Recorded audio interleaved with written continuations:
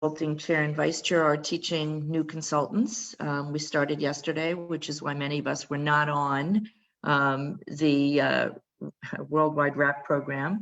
It continues today and Wednesday because, of course, tomorrow, many of us will be attending the Masorti Women's Day of Study. The registration, your individual registration link came out early this morning, so look for it in your email. I'm not sure the time to register, but you could try because we've registered individual classes, different classes, and I'm not sure that they can still do that, but try. Women's League Week hasn't come out yet, so you need to look for last week's Women's League Week to get the registration link. But as I said, your individual registration should have come out early this morning. Tonight, we have a great program. Corey Schneider, past international president and the current archives chair, is doing a wonderful program on living your life forever, talking about how to memorialize everything that's happened in your life and pass it down as a family history. Again, if we don't get Women's League Week out in time, which I don't think it will be out in time before tonight, maybe it will be, but it's in last week's Women's League Week. And if you really can't find it, shoot me an email and we'll see what we can do for you. But it's a great program and we hope that you'll all be on 7:30 East Coast time. Again, it's Corey Schneider. Lots of things going on. So Rabbi, take it away. Thank you. And I do believe that there may be a link on our website to go to the registration to register for Corey's program tonight. So if you want to go on that, you could. Okay, thanks. On there. And I know it was in the chat, but I'll tell everyone that if you were invigorated to want to learn more about tefillin from yesterday, everything we did last year with our learning, and then Janet Kirshner taught us how to wrap tefillin, and there was one year I did tefillin 101 for 5 weeks, 7 facts every day about tefillin. If you want to access all of that, it's on our website. So it's really great. You just have to look for tefillin 101. So we always have something going on, and you can never say that you're bored because all you have to do is go on our website and you can look at one of the past activities that we've had. So it's good to be with everyone today. From the list that I saw, it didn't look like we had anyone for singing Mishaberach today. And if Toby and, is that right, Toby? Yeah. Correct. Okay, I apologize that shouldn't apologize. It's not my fault that we don't have anybody, but we don't have anybody. So if someone wants to jump in and sing. I can sing. Okay, who's that who's saying? Is that Hilda had her hand up. Oh, okay, great. Great. Mishaberach Avoteinu Mekor HaBracha Limotenu. May the source of strength, who bless the ones before us, help us find the courage to make our lives a blessing, and let us say Amen.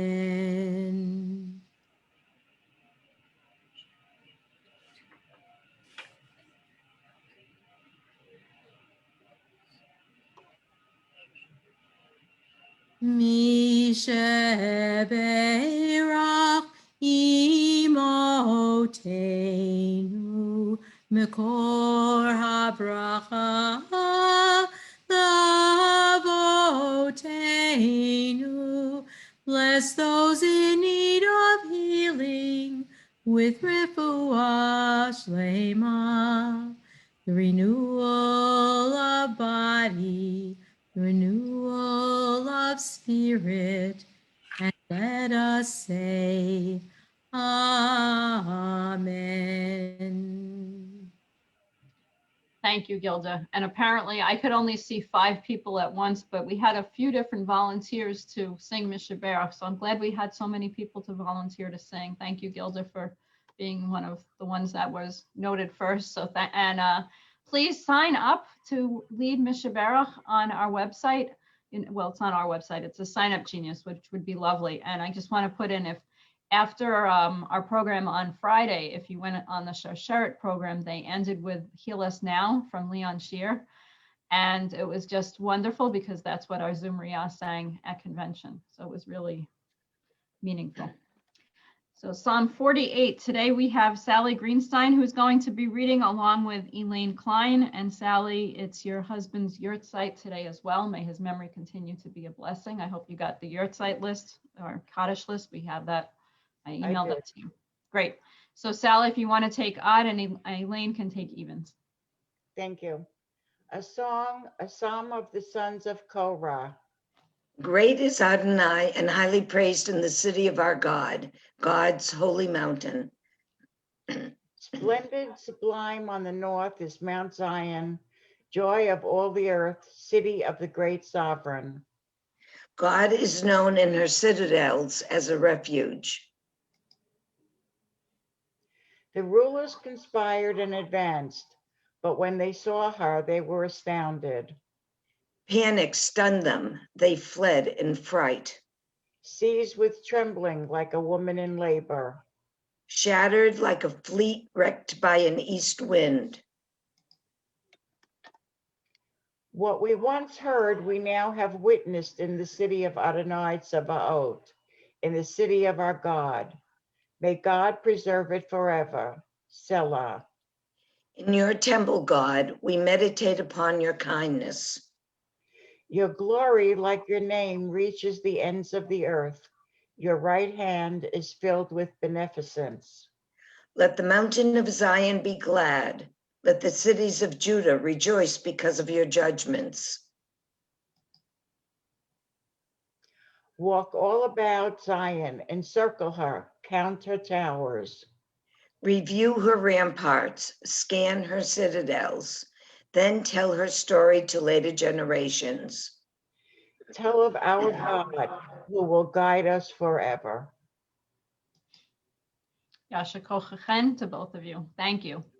So if we're up to Pirkei Avot 3:13.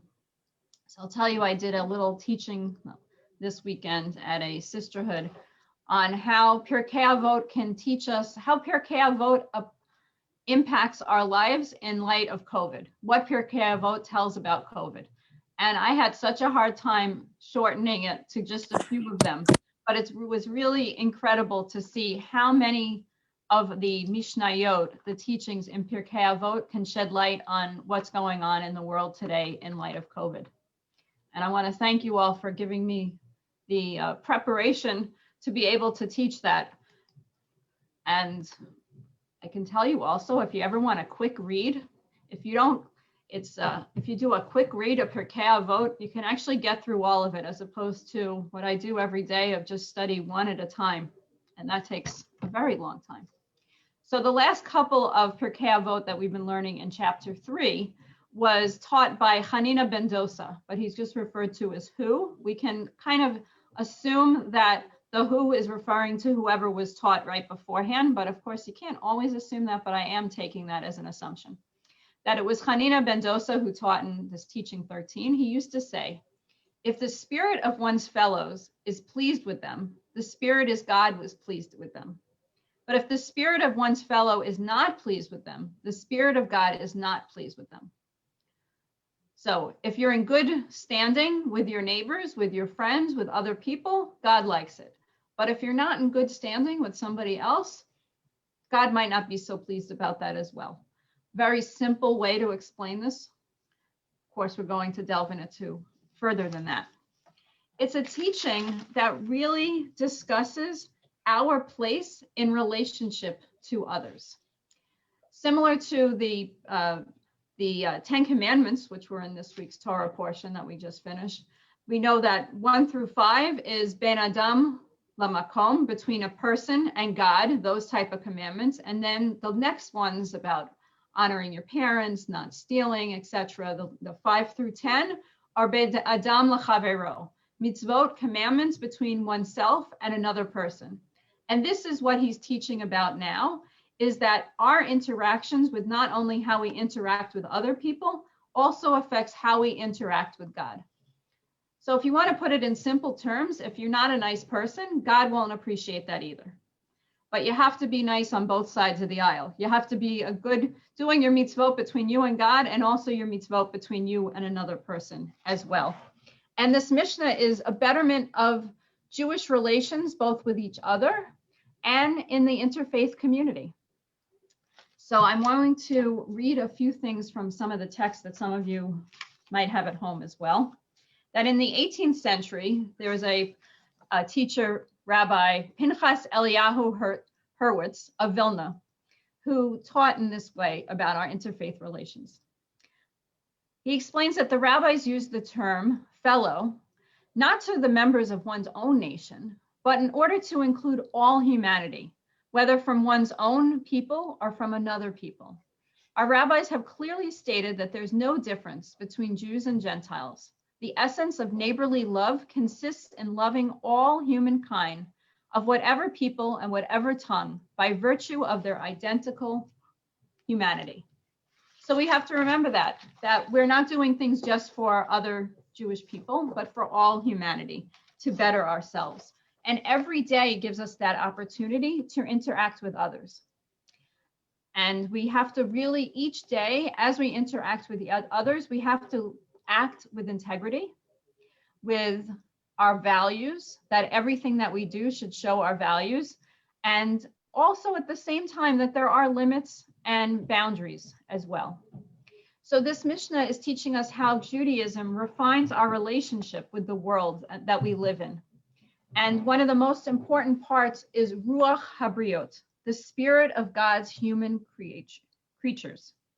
And if we can see each human having the spirit of God within themselves, how much better would we all behave and learn and interact with each other? In this Mishnah, Rabbi Hanina ben Dosa teaches that the main thing you need to know about your life is that you're not the one who will determine whether it has meaning. That will be determined by the people around you, as you're an outgrowth of the connection between your own life and those around you. So we need to identify how we interact with each other and what the values are in our life. And when I was reading this, one of the teachings that came out and commentaries totally spoke to what our convention was this summer, sisters journeying together. A person's life is a journey that unfolds in connected vessels. So think about that. Every interaction you have is connected to something else. I think back to one of my most momentous occasions in my life was when I interviewed at Beth Judea in Long Grove. And at my interview, I met the gentleman who is now my husband and father to my children. Now, if I hadn't interviewed in Long Grove, I probably would have never met Jonathan Fields. So I'm sure that we all have those type of interactions that if I hadn't done this one thing, I would have never met this person. And sometimes at the time, it doesn't feel like it's a good thing. Obviously, that was a great thing. But for example, if someone's going through a diagnosis of something, I think about when my son was diagnosed with autism. It was a horrible thing to go through. But the people that I connected because of that diagnosis are amazing. He's 15 years old, and the woman who was his early intervention teacher who came to our house every day of the week, I'm still in contact with 15 years later. So just think of those journeys that you have and the people that you're connected with. And the teacher in this teaching, Rabbi Hanina ben Dosa, was really a connected person. We've been learning about him for a couple of Mishnayot now, but one of the things I wanted to tell you was how he comes up in the Talmud. So I have said that he was a mystic and he was like very fervent in his davening and his praying. And it said in Brachot, in that tractate, that Rabbi Hanina ben Dosa had the unique ability to pray for others, and people would come to him if they were sick so that he could pray for them. He would make sure that others had food before he himself had food. In the tractate of Tanit, it said he took great pains to ensure that other people had food before him. That's where that text was from. And he filled every aspect of his life with meaning and gave the whole world a reason to exist. So you know those people who they give just meaning to life every day. You had asked me earlier if I read Audrey's joke. And I hope she doesn't mind. I have a feeling she may not be on still, but if she isn't, I hope she'll listen to it. She's the type of person that gives us all meaning in life. Every interaction you have with her, you can get meaning from her. So Rabbi Hanina ben Dosa was like that. Can you still hear me? Because there's a little noise. You can. Good. Okay. Very good. Debbie, just tell me if I need to go higher. Just tell me. And my roofers will learn a little Pirkei Avot too. So in the Tractate of Tanit, we are also taught every day a heavenly voice is heard declaring, the whole world draws its sustenance because of the merit of my son Hanina. And a kav of carobs, an amount, suffices for my son Hanina from one Shabbat Eve to the next. So everything he did had meaning and created sustenance in life. That the world was because of his merit. Just imagine what kind of person would be spoken about in such a way. I think it's one of the highest levels. It sounds a little sad, but many rabbis have like standard things in their Hora Derech of their rabbi's manual of what we can say about somebody. But just think of somebody at their eulogy to be said that they're like Hanina ben Dosa, that the world was merited because of them. It's a really high praise. Here's another example of Hanina ben Dosa. So today I'm telling you about how we interact with others in terms of what he says, and then also what we learn from him. Whoops, sorry, I moved it to the next slide, which we don't need. So there's said that there was a snake, a lizard in the Beit Midrash at one point. So this is a story in Tractate of Brachot. In a certain place, there was once an arvad, some sort of snake or lizard that used to injure people. They came and told Rabbi Hanina ben Dosa. He said to them, show me its hole. They showed him its hole, and he put his heel over the hole, whereupon the arvad, this lizard, this snake, came out and bit him. But the snake died. He, Hanina, put it on his shoulder and brought it to the study hall and said, see, my children, it's not the arvad that kills, it's the sin that kills. On that occasion, they said, woe to the person who encounters an arvad, but woe to the arvad that encounters Rabbi Hanina ben Dosa. So I think about that you can tell somebody that you might be scared of something, but don't worry. It's the other thing that's really scared of you. He was showing all these people, don't worry, the lizard's fine, the snake's fine, whatever an arvad was. And it was pretty brave of him. Snake bites could kill somebody. He really was an exemplar of how he behaved. And this is what this mission is teaching us of how we should behave with others as well. That what we do has results and actions and consequences. So one of the things that we're talking about here is that, and it's not a popularity contest. He still talks about integrity, that we have to be genuine and really true to our values, and then God's presence will be with you.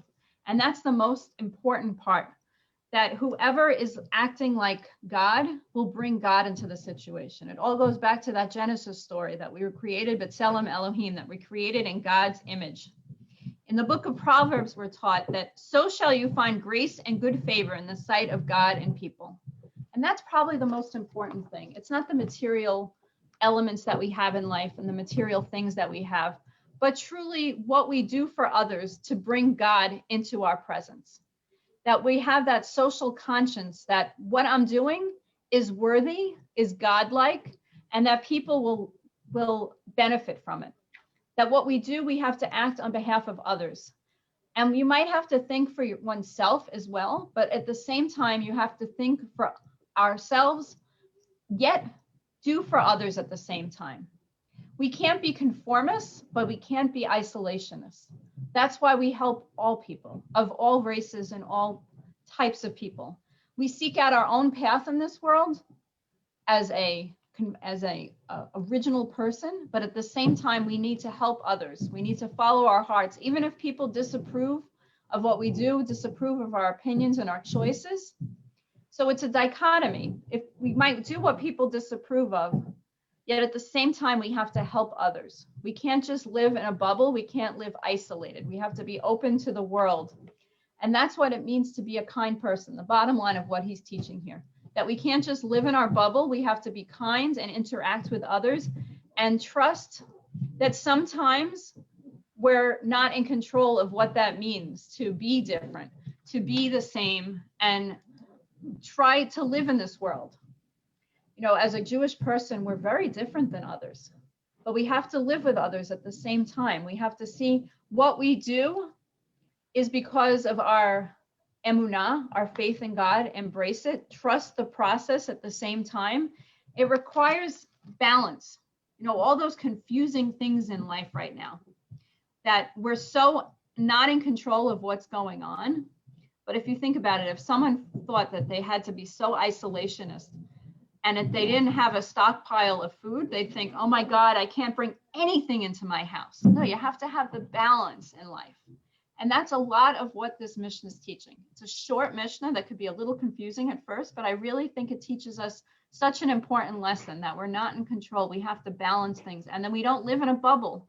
We have to live with the others around us as well. I have some more time, so I'll tell you some other parts about this. But before I do that, are there any other comments or questions? Ruth, you can unmute yourself. The thing that gets me is that all Jews hate each other so much at this time. Like the Haredim hate everybody else, and everybody else hates the Haredim. And if we fight against each other, how can we fight against others? And how can we be, you know, good examples if we can't even be good to each other? So it's interesting you bring that up, because those thoughts were coming through my mind as I was teaching this, after I had a conversation with someone who lives in Israel today, just a couple of hours ago. And we were talking about the lockdown and that you can't leave the country until at least February 20th. And she said to me, it's all those Haredim. And if you've seen it, they've had pictures of them going to these mass funerals without masks. So people have different priorities. We've spoken about Mishnayot in Pirkei Avot, where we prioritize what we're supposed to do. And they have different priorities. And some don't live in the modern world of listening to medical experts that say that groups shouldn't be together. And if you are together, that you should have a mask. Some of them are in the Orthodox community. It was interesting getting insight from someone who is Nogea Badavar, who lives there, who's touching the item. And she said, well, they're saying you go to protests, they're allowing protests.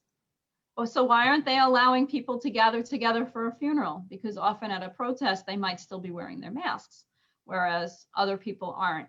But we have to really remember what we said on Shabbat during Birkat HaChodesh, the blessing of the new month, Chaverim Kol Yisrael, that we're all friends, and Arevim Zeh Bazeh, that we're responsible for each other. So even though the Haredim might not be doing things we agree with, we still have to love them as our people and love each other, even if they're not Orthodox Jews, even if they're not Jews. But I see what you're questioning, Ruth. It is a difficulty. And people do things that we don't always agree with. Linda, and welcome. You just have to unmute yourself. So what if you actually make an effort to be kind or open to someone and they don't respond for years? And that's sort of been my experience. And then the only way that I feel like I can protect myself is to stop making the effort, because it's so painful to not have that response back, or the response that you get back is painful and not responsive to the effort. And how do you sort of do that in relationship to this Mishnah? Good question. I would have to think about that. I think it almost is a priority at times, that you have to see. It's like those friendships that are worth keeping and some that are just too much effort to go into it. And you have to prioritize if it's worth doing it or if it's banging your head against the wall. And it sort of sounds a little bit like what you're talking about as to when we need to say, Dayenu, I've tried my best. I wonder if you can put it in the perspective of when you ask somebody for forgiveness in the time of tshuva, that you're supposed to ask 3 times. And once you know you've tried 3 times, you've tried. Not a great answer, but you have to prioritize, and that hopefully if we're seeing the other person as godlike, that they'll see us that way too. And if at some point they just don't see it that way, then maybe the effort isn't worth it. It's probably very personal to figure out where that is necessary to go along. Try to answer that. And welcome, Linda. I haven't seen you before, so it's good to have you here. And if you have been here before and I haven't seen you, I apologize, but good to have you here now. I'm glad you raised your hand. And one other thing I wanted to add was similar in a way. I'm going to connect it to what Ruth Shapiro said, that they're different Jews and how we deal with things. And let's think of a story that's coming up very shortly in Adar, in the story of the Megillat Esther. When Mordecai didn't want to bow down to Haman, it said that there were people around him who said, you're putting us in danger. Just conform, just do it. You shouldn't be you shouldn't be stirring the pot so much. And these people were called the king's servants, who were like rabbinic judges, they say. And Mordecai wouldn't bow down and prostrate himself. And the judges said to him, be aware that your actions will cause Israel to fall by the sword. Why would you defy the decree of the king? He responded, because I'm a Jew. And it really shows that in this Mishnah, it's teaching us the balance between trying to be a conformist and also standing up for our beliefs and our values. And that's what Mordecai was doing by standing up for his belief of not bowing down.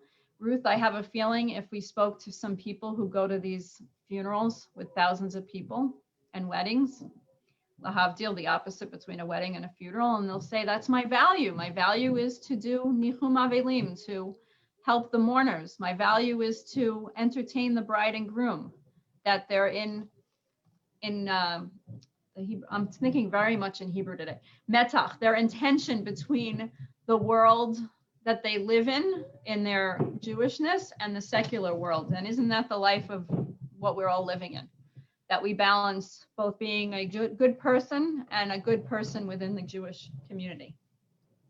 So you'll see how this Mishnah, which is one of the shorter ones, really has so much to teach us about life in general, of how we interact with other people, how we interact with people within our own family, our own community, and other communities as well. So I know there are a few comments in the chat, and I'll look at those later. So it's good to be together studying. We have Sally Greenstein, who's going to be reading our Kaddish list today. And I know that she has yahrzeit for her husband today as well. So may his memory be a blessing. And also Yossi Goldstein, we add as well. Thank you, Rabbi. Today we lovingly remember Evelyn Seelig, Sue Press, Leona Elligberg, Dolores Megan, Phyllis Haas, David Copeland, Ivan Stanton, Hilda Stern, Sylvia Kraus, Hope Dellin, Herb Bars, Hannah Bat Shimon Vacarline, Ellen Babbitt, Theodore Fishman, Michael Barr, Richard Marek, Lillian Tobias, Doris Hildebrandt, Ruth Lewis Bloomfield, Michael Klingbaum, Shirley Shapiro, Sandra Silberman, Carol Hope Taub, David Levy, Henry Kritzer, Elaine Aiken, Mark Applebaum, Michael Schrank, Arnold Potler, Tommy Raskin, Phyllis Grusin Weinstein, Robert Maller, Sandy Levine, Ed Jotkowitz, Sandy Ironi, Selma Jarrell, Yvette Catlin, Rabbi Michael Kane, Marvin Fish, Ilana Finkelstein, Oscar Warnick, Harry Polikow, Marilyn Cheskis-Lear, Miriam Clow, Ernestine Loeb Hamill Erkin, Effie Pollock, Ronald Pomerantz, Nat Greenstein, Yossi Goldstein. May their memories be for a blessing. Are there any others? We have any other names to add? I think this may have been an older list than what the most recent one. So Sally, we apologize for that. We'll get you the newest one tomorrow. And if you were reciting the Mourner's Kaddish, please rise and unmute yourself. And if you'll be responding as well, please unmute yourself. We begin. Yitz Gadal, the Yitz Kadash, Jemei, Rabbah, Yalma, Divra, Kirutei, Biamlich, Malchutei, V'chayechon, Uv'yomechon, Uv'chaye, V'chol, Beit Yisrael, Ba'agala, Ubizman, Hariv, Ve'imru, Amen. Yehi, Mei, Rabba, Rach, Le'olam, Omaya. Yitzbarach, Yishabach, Yitzpa'ar, Yitzromam, Yitnaseh, Yitzhadar, Yitzaleh, Yitzhalal, May, Kedusha, Richu, Elah, Mikol, Yerchata, Shirata, Shachata, Nechemata, Amiran, Yalma, Imru, Amen. Yehi, Lama, Abba, Shemaya, Ephraim, Aleinu, Yalko, Israel, Ve'imru, Amen. Oseh, Shalom, Shalom, Aleinu, Yalko, Israel, Ve'imru, Amen. May the memory of our loved ones continue to be a blessing. And I just have a few words to share. So when we started our time together, we used to list and speak of all the names of our loved ones who for Mishaberach, and now we know that we say those individually because our list became very long. And reciting Kaddish is a very personal mitzvah, a personal custom that people have. For a parent, you're only obligated to say Kaddish for 11 months. Some people say 11 months plus a day. Some people say 11 months minus a day. Some people say exactly 11 months, about 11 months. And then on the yurt site every year, you say the name. You recite the Kaddish. It's just a custom for us to actually say the names of the people out loud. And I know beautifully, we have between 60 and 80 people each time. So if all of us would say the names of all the people that we're saying Kaddish for, we would be here a very long time. So we are trying to, and we don't have the obligation to say Kaddish for anyone besides our parents for 11 months. To cut down on some of the names that we have, and we apologize that we sometimes mispronounce the names, which can be even more painful for some people when they're mispronounced. We want to have the custom of only saying the name for someone if it's a parent for the 11 months, and then on the day of the yurt site, we're going to be reciting the name. If it's a relative for a month, and then if it's a friend, if we can say it for a week, because hopefully they have someone saying it for them, but truly, unless it's a parent, we really shouldn't be, I'm going to leave it at that. We should be saying it for a month, because we try to keep this time together at a certain, boundary, because there are many women on here who actually work still, and many of the men who still work. So you have to get back to work and do it within this time frame. So I hope that people can understand that. If Debbie or Toby feel comfortable, if I missed something in my explanation, feel free to jump in. I don't mind that. I have to tell you that for 18 years, I was a pulpit rabbi, and I'm grateful that none of the congregations had the custom where they read the entire list of who was saying Kaddish or who you had a yahrzeit for. Judy's shaking her head as a Rebbitzin. As a rabbi's wife, I never had that custom because, quite honestly, I used to sign all those letters, and there were more letters sent to people than we had congregants because they were on the, thank God it was an old congregation, and they were on the list, and they weren't even connected with the shul anymore.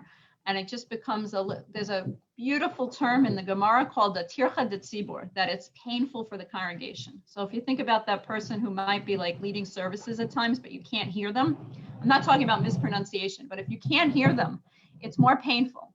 So this is one of those tircha de tzibur. If you have so many names, it's sometimes difficult. So I hope I didn't dig any more holes for myself, that was good. Can I Toby, add? you liked my explanation? Yes, I think that was great. I just want to add something. This doesn't mean that if you are personally saying Kaddish, you cannot continue to stand up and say it, but we just won't be announcing those names because the list has just become very, very long, and because of what various customs are and minhag. So we hope you all understand why we're doing this. Thank you, Toby. And that's such an important thing because I know a lot of people, and it's more in Reform congregations and Orthodox, somehow conservative, they don't need to, sorry to generalize, but a lot of people stand all the time for Kaddish because think about those people who don't have anyone saying Kaddish for them, or the people from the Holocaust who don't have anyone. So please stand and say Kaddish for as long as you want. We just won't be saying your loved one's name out loud. It's similar to the fact that we don't say everyone's names for the Mishaberach out loud as well, but we're all praying for healing and also praying for their souls at the same time. So I Could I appreciate add in yes, please. about reading the Kaddish list? I so greatly appreciate everyone who's been reading the Kaddish list. It's a huge commitment to sign up to read 5 days in a row. If you want to read the Kaddish list, but you can't do one day during the week, we'll find someone to cover that day. However, we've gotten to the point where we're having names added multiple times a day, names added every day. So it's not possible to have someone print the list out on Monday and just read that list all week. We really need whoever's going to read to have the capability to check the link that we'll send you every day, a little bit before Psalm, so that you can have the updated list. So consider that when you're signing up, that you have the capability to check that list daily. We can't send you the list every day, as much as we'd like to. Great. Thank you to all. And Debbie, it's all yours now. Debbie Golden. Thank you, Rabbi. Debbie's. Thank you, Rabbi. So we have a birthday today. It is Adele Weinstein's birthday. And I'm hoping I saw her on my second screen. Adele, are you still there? Adele, unmute yourself. Adele? I am. I'm here. You are. So Adele is on the international board as our Canadian liaison. Happy birthday, Adele. And Mimi, Thank who you. did not get a chance to sing before, is going to unmute, and everyone can unmute and sing. Mimi, take it away. Happy birthday to you. Happy birthday to you. Happy birthday, Happy birthday to you.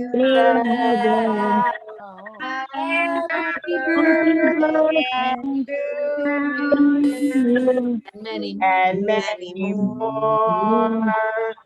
Thank you very much. It really means a lot to me. Thank you. Oh, we're happy to have you with us. You've been with us since the beginning. That's right. So- Thank you. Thank you very Okay. much. And apparently Susan's sister's birthday too, but I'm not sure. Susan, is your sister Happy on with birthday to us too? Susan's No, she's sister. not on. She has another, Okay. since we moved Okay. to 12, she can't come on anymore. Okay, I knew she is sometimes. Wish her a happy birthday too. I All will. right. Thank So you. also today, as is our custom, we like new people to introduce themselves. And I think Linda, if you would like to do that, we'd love to have you unmute Rabbi said she had not seen you before. I think you might have been on with us once. She's may have left. Linda, are you still with us? Okay. I think Linda's been on with us actually before, but I don't see her again. She must have gotten off. So again, I encourage everyone to get on tonight and hear Corey Schneider's wonderful program. And we'll see you tomorrow in Israel. Don't So- forget that tomorrow we're meeting at 11 instead of 12. And I was just going to say it. I love it. It takes a village. Thank you, Debbie and Toby. So thank you for everything you do every day. And we are meeting tomorrow at 11 so that we can meet in Israel at 12. It's going to be a very quick plane ride. Okay, we'll see you there. Great. Thank you, everybody. And Thank you, Rabbi and Deb.